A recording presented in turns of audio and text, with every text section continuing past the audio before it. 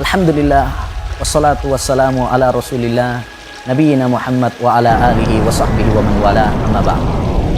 Saudara-saudariku seiman dan seislam dimanapun Anda berada, anak adalah anugerah yang terindah yang Allah berikan kepada kita semuanya. Anak adalah perhiasan dunia. Al-malu wal banun zinatul hayatid dunia. Harta dan anak-anak adalah perhiasan dunia. Namun ingat, sekalipun harta dan anak adalah perhiasan dunia, dia adalah tanggung jawab amanah yang Allah Subhanahu wa taala pikulkan di pundak kita. Maka kewajiban bagi kita sebagai orang tua untuk menjaga, mendidik, merawat anak kita agar kita kelak bisa mempertanggungjawabkannya di hadapan Allah Subhanahu wa taala. Rasulullah bersabda, "Kullukum ra'in wa kullukum mas'ulun an ra'iyatih." Setiap kalian adalah pemimpin dan setiap kalian akan dimintai pertanggungjawaban Anda kelak di hari akhir. Maka Anda wahai ibu, Anda wahai ayah, Anda adalah pemimpin dalam rumah tangga kalian. Maka Allah Subhanahu wa taala akan menanyakan tentang tanggung jawab ini kelak di hari akhir. Sudahkah kita telah mendidik anak-anak kita seperti yang diperintahkan dalam Al-Quran dan hadis? Bagaimana cara kita mendidik? Apa yang perlu kita tanamkan kepada mereka?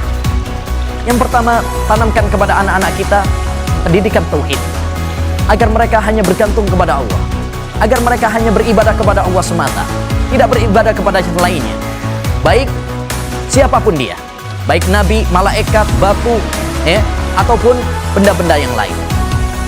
Ingatlah wasiat Luqman kepada anaknya, "Ya bunayya la tusyrik billah, inna syirka la dzulmun adzim."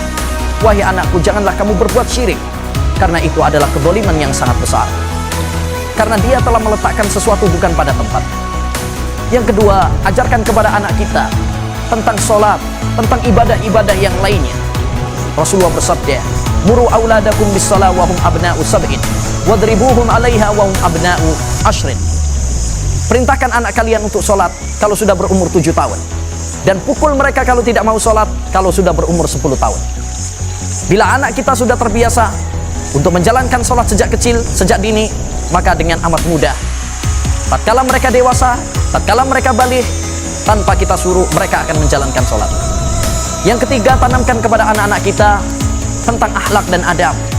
Baik akhlak kepada orang tua, baik akhlak kepada saudara, baik akhlak kepada teman dan tetangga, baik akhlak makan, minum, tidur, dan sebagainya. Rasulullah SAW pernah mengajari kepada bocah kecil, "Ya gulam, samillah, wa kul biyaminik, wa kul mimma yalik." Wahai bocah kecil, apabila kamu makan, bacalah bismillah. Makanlah dengan tangan kanan dan makanlah yang paling dekat denganmu. Ini perlu kita sampaikan kepada anak-anak kita sehingga menjadi anak-anak yang soleh yang kita idam-idamkan. Bukankah kita sebagai orang tua mendambakan agar anak-anak kita menjadi orang-orang yang baik? Rabbana hab lana min azwajin wa dzurriyyatina qurrata a'yun waj'alna lil muttaqina imama. Ya Allah, jadikanlah istri-istri kami dan anak-anak kami sebagai penyejuk mata bagi kami. Kapan itu? Apabila kita melihat mereka menjalankan perintah Allah dan menjauhi larangan Allah Subhanahu wa taala. Yang terakhir, perhatikan siapa teman anak-anak kita. Karena pengaruh teman sangatlah besar. Betapa banyak anak kita rusak karena bergaul dengan teman-teman yang jelek. Rasulullah bersabda, "Al-mar'u ala dini khalili, falyanzur ahadukum man yukhalil." Seorang itu berdasarkan agama temannya.